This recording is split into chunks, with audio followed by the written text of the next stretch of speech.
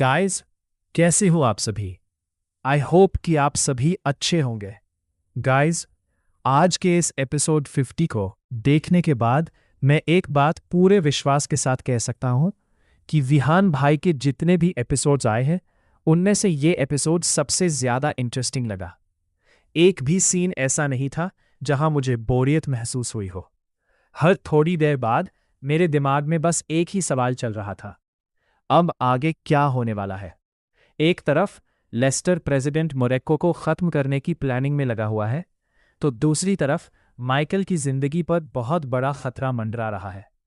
अब अगर लेस्टर को पता चल गया कि माइकल पर हमला होने वाला है, तो क्या वो अपना मिशन छोड़कर माइकल की मदद करेगा? इसका जवाब तो हमें आगे देखने को मिलेगा। लेकिन फिलहाल चलिए शुरू करते हैं एपिसोड 50 का पूरा ब्रेकडाउन। तो गाइस, एपिसोड की शुरुआत होती है जब माइकल लिबर्टी माफिया के बेटे को नई खुली हुई शॉप में शॉपिंग कराने लेकर जाता है। लेकिन यहीं पर मैंने एक ऐसी चीज नोटिस की जो शायद बहुत लोगों की नज़र से छूट गई होगी। जब रॉबिन, एंथनी और कोबरा गैंग का लीडर हमला करवाते हैं, तब आपने देखा होगा कि एंथनी और कोबरा गैंग के लीडर ने अपनी खुद की सिक्योरिटी का इस्तेमाल नहीं किया। उन्होंने आगे कर दिया बिच्छू गैंग को। अब सवाल ये है, ऐसा क्यों? मेरे हिसाब से इसकी वजह बिल्कुल साफ है। उन्हें पहले से पता था कि अगर उनकी खुद की सिक्योरिटी सीधे एजरियल सिक्योरिटी के सामने आ गई, तो उनका भी वही हाल होगा जो पहले कई लोगों का हो चुका है। इसीलिए उन्होंने बिच्छू गैंग को आगे करके खुद पीछे रहना ही सही समझा। लेकिन मुझे लगता है कि अगर आगे चलकर बिच्छू गैंग को ये एहसास हो गया कि उनका सिर्फ इस्तेमाल किया जा रहा था, तो वही बिच्छू गैंग एंथनी और कोबरा गैंग के खिलाफ भी जा सकती है। ये सिर्फ मेरी थ्योरी है, लेकिन मुझे स्टोरी इसी दिशा में जाती हुई लग रही है। और गाइस, अगर आपको याद हो तो पार्ट 1 ब्रेकडाउन में मैंने कहा था कि मुझे टोनी वर्सेटी की झलक महसूस हो रही है, और इस एपिसोड में वो बात सच भी हो गई। टोनी वर्सेटी की एंट्री आखिरकार दिखा दी गई। सबसे मज़ेदार बात यह थी कि टोनी सिर्फ आया ही नहीं, बल्कि माइकल की फाइट देखने के लिए वहीं रुक गया। इससे एक बात तो साफ है कि टोनी पहले से माइकल के बारे में काफ़ी कुछ जानता है, और टोनी की सिक्योरिटी कितनी डेंजरस है ये आपने भी देख लिया होगा। अब मेरी एक पर्सनल थियरी है जो सही भी हो सकती है और गलत भी। मुझे ऐसा लगता है कि आने वाले एपिसोड्स में माइकल और टोनी वर्सेटी के बीच दोस्ती देखने को मिल सकती है, क्योंकि टोनी जिस तरह माइकल को ऑब्जर्व कर रहा था उससे ऐसा महसूस तो होता है। लेकिन फिलहाल इसे सिर्फ एक प्रेडिक्शन ही मानिए। अब बात करते हैं उस फाइट की जिसने पूरे एपिसोड में अलग ही लेवल का एक्साइटमेंट भर दिया। रॉबिन पहले माइकल को चैलेंज देता है। वो बोलता है अपनी एजरियल सिक्योरिटी के दम पर उड़ता है, अकेला आ। शुरुआत में कुछ सेकंड के लिए ऐसा लगा कि माइकल थोड़ा वीक पड़ रहा है, लेकिन गाइस, जैसे ही माइकल ने अपने असली मूव्स दिखाने शुरू किए, पूरा गेम ही पलट गया। रॉबिन को संभलने तक का मौका नहीं मिला। माइकल ने जिस तरह उसे जवाब दिया, उसे देखकर सच में गूसबम्स आ गए। और गाइस, अगर आप लोग चाहते हो कि मैं सिर्फ इसी फाइट की 3 से 4 मिनट की सिनेमैटिक एडिट बनाकर लॉन्ग वीडियो अपलोड करूं, तो नीचे कमेंट करके ज़रूर बताना। लेकिन अगर ऐसा हुआ तो पहले मुझे विहान भाई से परमिशन भी लेनी पड़ेगी। और अब माइकल वापस शोरूम की तरफ लौटता है, जहां उसे एक ऐसी चीज देखने को मिलती है जिसने मुझे भी कुछ सेकंड के लिए सोचने पर मजबूर कर दिया। माइकल ने लिबर्टी माफिया के बेटे को शोरूम के मैनेजर के पास छोड़कर खुद बाहर फाइट लड़ने का फैसला किया था, क्योंकि माइकल जानता था कि लिबर्टी माफिया का बेटा अभी 3 साल के ट्रॉमा से बाहर निकला है।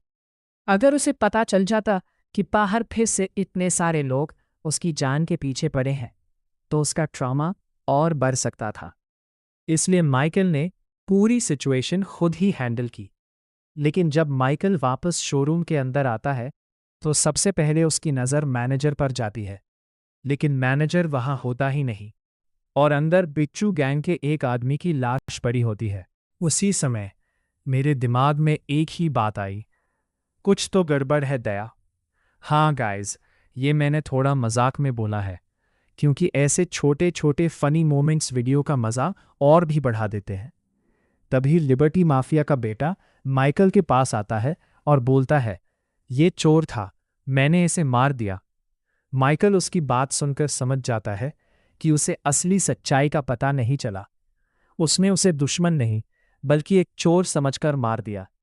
माइकल भी उससे ज्यादा कुछ नहीं कहता, क्योंकि वो नहीं चाहता कि उसे पता चले कि अभी भी कई लोग उसकी जान के पीछे पड़े हुए हैं। और तभी माइकल मन ही मन सोचता है, अच्छा हुआ मैंने इसे पहले ही गन दे दी थी। यहीं पर एजरेल सिक्योरिटी की ट्रेनिंग का असर साफ दिखाई देता है। इतनी ट्रेनिंग तो एजरेल सिक्योरिटी ने उसे दे ही दी थी कि जरूरत पड़ने पर वो अकेले भी अपना बचाव कर सके। और गाइस, यही वजह है कि मैं हमेशा कहता हूं, एजरेल सिक्योरिटी का लेवल सबसे अलग है। उन्होंने जिमी को फाइट करना सिखाया और अब लिबर्टी माफिया के बेटे को भी इतना तैयार कर दिया कि मुश्किल समय में वो खुद अपने लिए खड़ा। अब इसके बाद एक बहुत प्यारा सीन आता है। माइकल लिबर्टी माफिया के बेटे को अपने ऑफिस लेकर जाता है। जैसे ही वो अंदर पहुंचता है, लिबर्टी माफिया का बेटा पूछता है, ये कौन सी जगह है, मुझे कहाँ ले आए? तब माइकल उससे कहता है, ये मेरा ऑफिस है। लेकिन लिबर्टी माफिया का बेटा तुरंत बोलता है, मुझे वहीं वाले घर पर छोड़ दो। तब माइकल मुस्कुराकर कहता है, यहां पर भी वही गार्ड्स हैं, यानी एजरेल सिक्योरिटी के वही गार्ड्स जो लिबर्टी माफिया वाले मैंशन पर तैनात हैं। गाइज, अगर आपने इस छोटे से सीन को ध्यान से देखा होगा तो आपको एक बहुत ही प्यारी चीज महसूस हुई होगी। लिबर्टी माफिया के बेटे और एजरेल सिक्योरिटी के गार्ड्स के बीच अब सिर्फ सिक्योरिटी वाला रिश्ता नहीं रहा, उनके बीच एक फैमिली जैसी बॉन्डिंग बन चुकी है। यही वजह है कि लिबर्टी माफिया का बेटा ऑफिस में रुकना ही नहीं चाहता। उसका मन वापस उसी मैंशन में जाने का करता है जहां एजरेल सिक्योरिटी के गार्ड्स उसके साथ रहते हैं। और मुझे लगता है कि जब लिबर्टी माफिया का बेटा लॉस सैंटोस छोड़कर वापस लिबर्टी जाएगा तो एजरेल सिक्योरिटी के बीच का विदाई वाला पल देखने लायक होगा। इतने कम समय में जो अपनापन उनके बीच बना है, उसे देखते हुए मुझे लगता है कि वो सीन काफी इमोशनल हो सकता है। अब एपिसोड अपने सबसे बड़े सस्पेंस की तरफ बढ़ता है। माइकल एयरपोर्ट पहुंच चुका है, क्योंकि लिबर्टी माफिया का प्लेन लॉस सैंटोस में लैंड होने वाला है। माइकल चाहता है कि 3 साल बाद लिबर्टी माफिया अपने बेटे को अचानक अपने सामने देखकर सरप्राइज हो जाए। इसी वजह से उसने पहले उसे एयरपोर्ट नहीं बुलाया। लेकिन जैसे ही प्लेन लैंड होने वाला होता है, उसी समय मिलिट्री चीफ का माइकल के पास कॉल आता है और वो माइकल से सिर्फ एक बात कहता है, माइकल, तुम पर अटैक होने वाला है। बस गाइस, यहीं पर एपिसोड खत्म हो जाता है।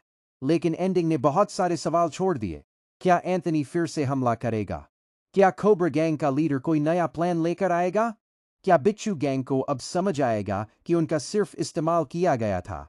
क्या एयरपोर्ट पर लिबर्टी माफिया के आने से पहले ही कोई बड़ा हमला होने वाला है? या फिर माइकल और एजरेल सिक्योरिटी एक बार फिर सबको सुरक्षित बचा लेंगे? ये सारे सवाल अगले एपिसोड के लिए क्यूरियोसिटी को और भी ज्यादा बढ़ा देते हैं। अगर आपको आज का ये ब्रेकडाउन पसंद आया हो तो वीडियो को लाइक जरूर करना, चैनल को सब्सक्राइब कर लेना अगर अभी तक नहीं किया है, और कमेंट करके जरूर बताना कि आपकी अपनी थियरी क्या है।